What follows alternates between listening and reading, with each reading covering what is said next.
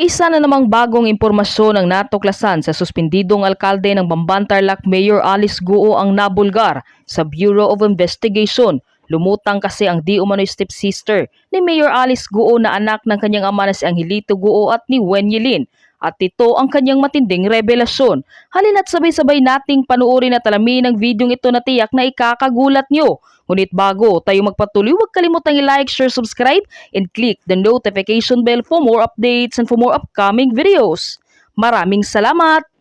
Nagkapatong-patong na ang mga kwestiyon na bumubuo sa totoong pagkakakilanlan ni Bamban-Tarlac Mayor Alice Guo matapos ibulgar ng Bureau of Investigation na ang Alice Leal Guo na kumuha ng NBI clearance noong 2005 ay kumpirmadong hindi ang suspendidong alkalde ng Bamban. Lumabas kasi sa fingerprint exam na hindi iisa ang fingerprint ng Alice Leal Guo noong 2005 at sa Alice Leal Guo na alkalde ngayon ng naturang munisipyo. Pero ang tanong ngayon, nasaan na nga ba ang Alice Leal Guo mula sa 2005?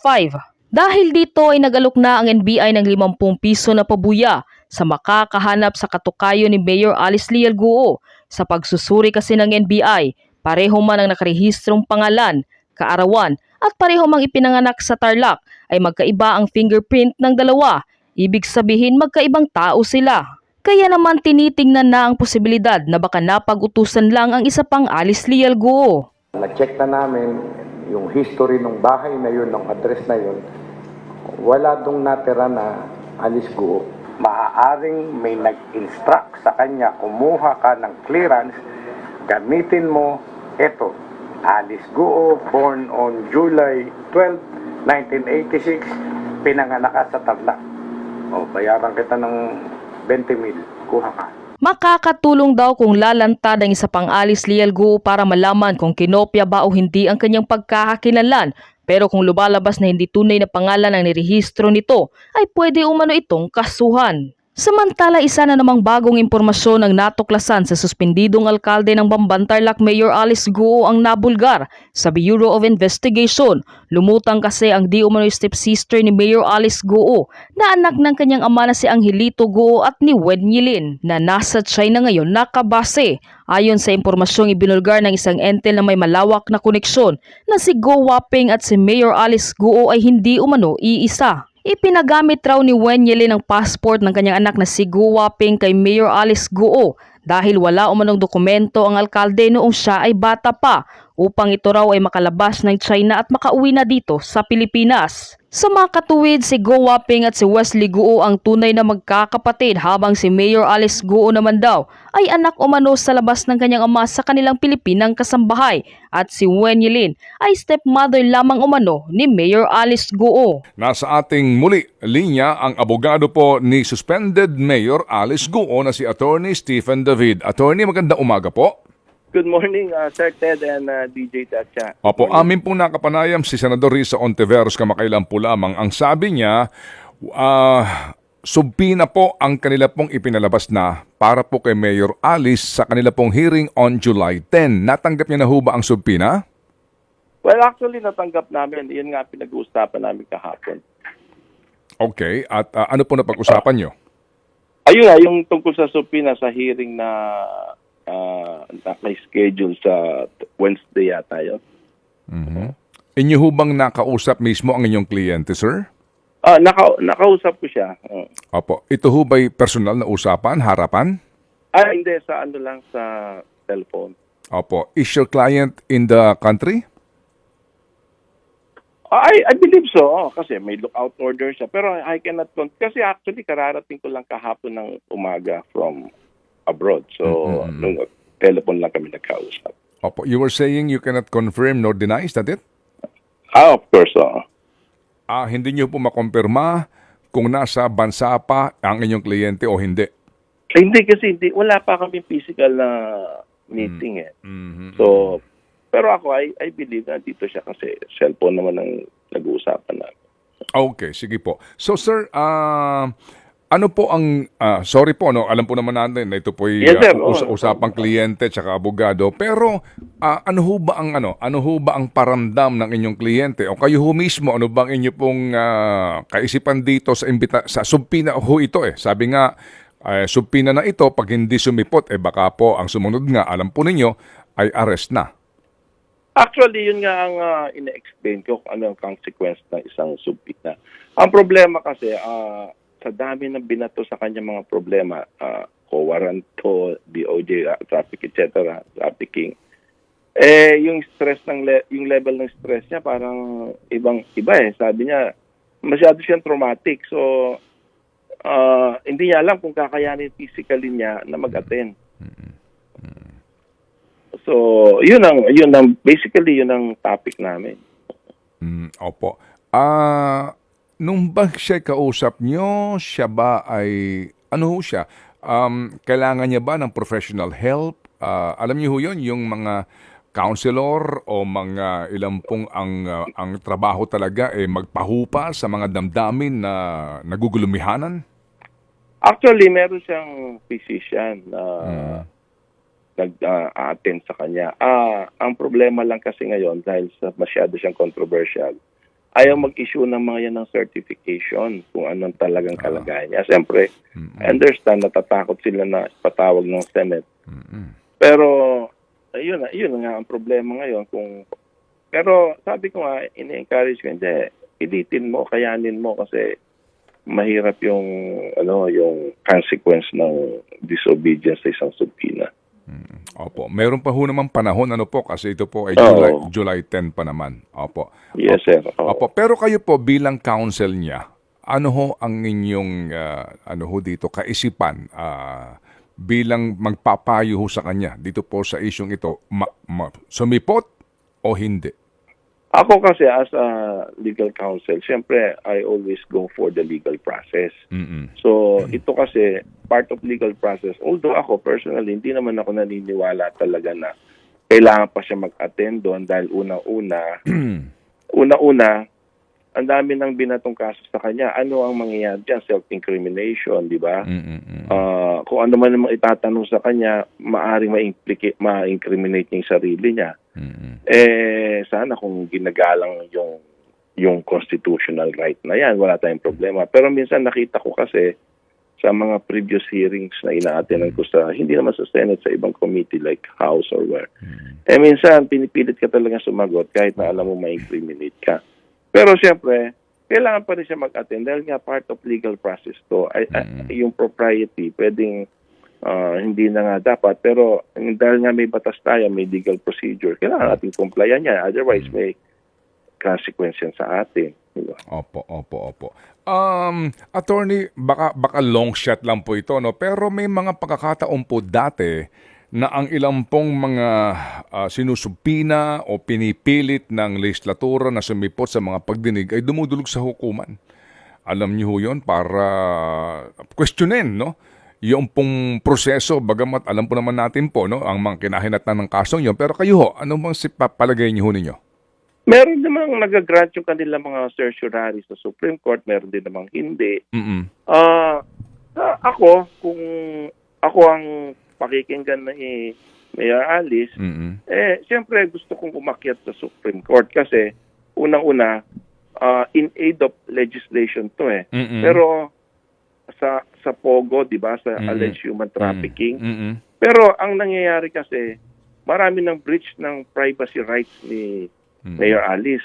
So hindi na in aid of legislation na nakikita ko Parang it's a part of the investigation, personal investigation, para ma-prosecute siya. So that is already the work of the prosecutor or the ombudsman, which is naman pending na sa ombudsman na case. So kung talagang ini-invite siya as a resource person, ano pa ba ang hindi niya na isabi sa mga mahabang hearing sa Senate? Unless iba ang agenda, di ba? Kasi nakikita ko kasi ang agenda is yun nga, yung kanyang pagiging Chinese citizen daw, kung ano-ano. Pero personal na yan, it has nothing to do with the illegal operation man nung sakali ng mga pogo na yan na iniimbestiga nila, human trafficking.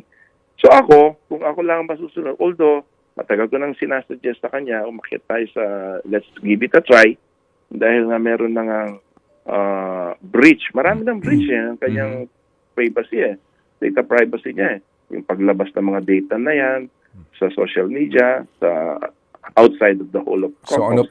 So ano po sabi ng inyong kliyente doon po sa inyong ideya na iyon? Ayaw niya eh. Actually, last month pa ako gusto mag-file ng ganyan eh. Ayaw nila. Hindi pa nagmamaterialize eh.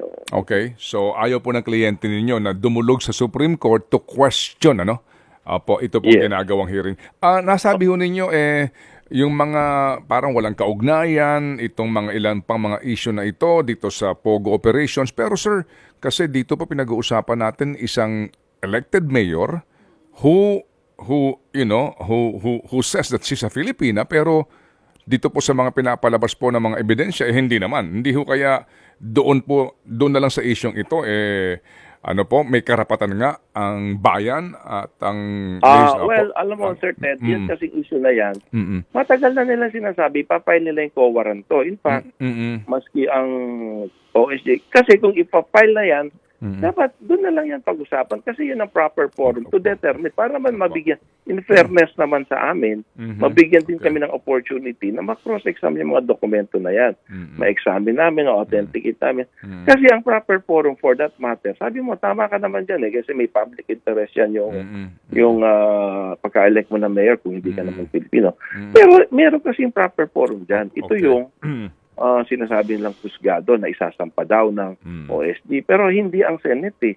Kasi ang sa Senate kasi kung ako yung senator naniniwala akong hindi mga ganyang events. Kasi nga yan naman ang conclusion nila na hindi siya Pilipino. Hindi ngayon pa lang gumawa na lang tayo ng batas para ma-prevent yan o ma-curtail yung mga ganyang practice. Okay, sige yan po. Naman ang purpose ng Senate Senate investigation in aid of legislation. Hindi para makakuha ka ng ebidensya at i-prosecute yung isang tao. That is the work of the Office of the Ombudsman or the work of the prosecutor. Hindi yan ang trabaho ng Senate. Opo. Sir, kung mamarapatin po ninyo, meron ba kayong informasyon kung nasa Pilipinas po ang sinasabing mga kapatid ni Mayor at ang kanyang mga magulang? Una-una, hindi ko makakomment yan kasi never naman niya inamin sa akin na kapatid yan. Never naman ako naniniwala na kapatid niya yan unless ang husgado mismo ang magsabi na on the basis of the evidence presented sa court, sabi niya ng court na talagang mga ito. Pero right now, it's premature for me to comment kung talagang kapatid niya yan o hindi. Wala naman akong basihan doon eh. Other than the allegations o yung sinasabing evidence ng prosecution o ng kabilang party na hindi pa naman namin na-validate, hindi naman natin na-authenticate sa husgado. Okay, sige po. Naunawaan po natin yun. So sir, sa ngayon po, na ito na nga at inaabangan na marami itong July 10 na ito, paano po dito ang pagtanggap namin kung sakasakali po na magdesisyon ang inyong kliyente na hindi po sumipot? Para lang ho ngayon pa lang po, magkaroon ho kami ng, alam nyo na, pag-contemplate pag-muni-muni, sa amin pong kaisipan. Go ahead po, attorney. Hindi. Kasi ako naman naniniwala naman. Kasi lahat naman ng taong ganyan ang dinadaan, talaga namang stress level mataas eh. Personal, naniniwala naman talaga ako na mahina ang niya ngayon, ang kanyang kung ano man yung pangangatawan niya because of stress at saka yung trauma na alam mo pagdating sa Senate pinapahiya ka, sinisigawan ka doon samantalang halal ka ng bayan. Actually gusto siya ng mga tao sa Bamban pero yung trauma na yan hindi ko masasabi kung ako yun, hindi ko rin masasabi kung anong stress level meron ako.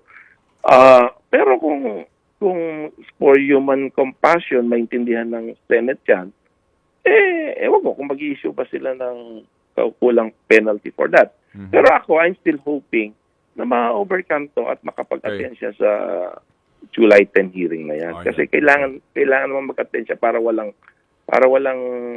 aberya. Mahirap din kasi yung ganun yung mga hindi sumisipot. Alam natin yan, yung panahon ng mga investigasyon sa Senate, pag hindi ka sumipot, alam naman natin ang ginagawa ng Senate. Opo, sige po. Okay. So sa ngayon po sir, sa pagkakaalam po ninyo, sino ang kanyang mga kasama o nakikiramay sa sitwasyon na ito? Marami siyang kaibigan eh. Marami siyang kaibigan. May mga nakikita ko mga kaibigan niya pero siyempre hindi ko naman tinatanong kung anong level ng friendship nila. Kasi actually na-meet ko lang si Mayor April lang eh. Mhm. So hindi ko naman talaga alam yung April of 2024 because of this Pogo issues. Apo. So, personally, hindi ko ini-inquire yung mga ganyang kung sino yung makasama yung mga associations. Kumbaga, 'di ba, when you're down and lonely, 'di ba, and you need a helping hand, 'di ba? Call, you know what I'm saying, 'di ba, sir, 'di ba? Alam ko, kinakanta mo yan. Opo. Alam niyo ho, kapag panahon talaga, actually, 'di ba, sometimes sa ganitong mga sitwasyon, you remember not the words of your enemies, but the silence of your friends, 'di ba? Ganun 'yan eh. Alam mo, ang sabi niya sa akin at a young age, ngayon na lang nakilala ang tunay na kulay ng mundo. Pag out ka, wala ka talagang kaibigan. Pero pagka nasa taas ka, ang dami-dami mong kaibigan. Ngayon, meron siya mga kaibigan, pero marami rin nakasakit ng damdamin sa kanya. Yung mga inaasahan niya na talagang loyal niyang kaibigan, tumakbo, lalo na yung mga nasa politics. Hindi niya maintindihan kasi alam niya, akala niya mga kaibigan niya talaga yan. Pero sila may unang nag-ano sa kanya. Kumbaga, deny, parang na-crucifixion. Well, pero at the end of the day din po, 'di ba, nasa sa iyong konsensya 'yan ang katotohanan sa isyong ito. So attorney, may pahabol lang po si Chacha, Yes, si Chacha dito. Mukhang interesadong itanong yung third Alice Guo. Ang Oo dami nga. naman nito. Oo. Ano pong reaction ninyo, Attorney Stephen, dito nga po sa inilabas ng NBI na yung pangatlong Alice Guo hindi tumutugma dun sa fingerprint ng dalawang Alice Guo. Pero hindi naman daw po ito makaaapekto dun sa mga i-file na kaso na nauna dito kay Mayor Alice Guo. Kasi yung mga ganyan, mga similar names, hindi naman iba yan eh. Ang dami naman talaga magkakaparehong. Kaya nga minsan, di ba, nakuhold sa airport yung mga tao, may kapangalan na may kaso. Actually, hindi man ako makakapag-comment yan. Wala pa akong dokumento. Pero yung mga ganyang pangyayari, hindi strange yan. May mga... Ako, may kapangalan na eh. Ganun talaga yun. May mga kapangalan tayo. May mga ganyang pangyayari. Okay. Sige po. So, attorney, kami po ay makikibalita sa inyo bago mag-July 10 kasi kami po ay nakaantabay nga dito, dito po sa hearing na ito at masakit man pong sabihin pero alam niyo ho yun, na kapag hindi sumipot si Mayor, yung sabi niyong proseso na mangyayari at inaasahan at ayaw po din natin. Actually, baka kasi meron din namang times na ina-excuse yung mga kung may humanitarian reasons, kung may sakit. Pero madalas na-issuean sila ng arrest order. Madalas. Opo. Sige po. Attorney Stephen David, salamat muli po sa inyong panahon. Maraming salamat, Sir Ted and DJ Tatcha. Salamat. Thank you. Si Attorney Stephen David.